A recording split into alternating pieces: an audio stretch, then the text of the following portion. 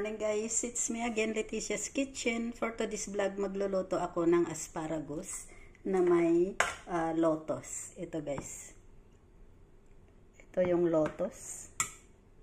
Ayan yung kulay white na yan. At maglalagay din ako dyan ng carrots. Okay, mag-cut na ako ngayon ng asparagus. Ayan guys. Ganyan lang kahaba. Ay, wag na yung masyadong mahaba. So, ayun guys.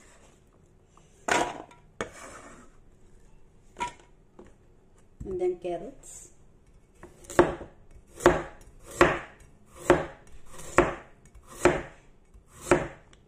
Ayan. Saka natin ikat ng ganyan. Guys, parang medyo mahaba, parang size lang din ng asparagus.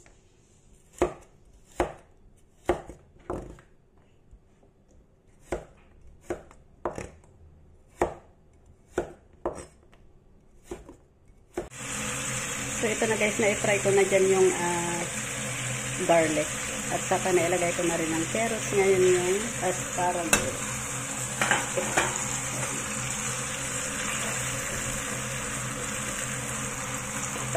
At ilagay ko na rin ang lotus.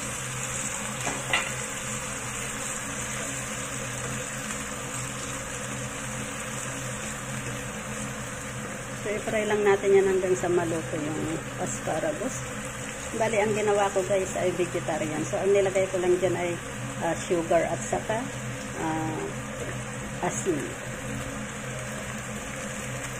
So, saka naglagay din ako dyan ng pamienta at saka rice wine.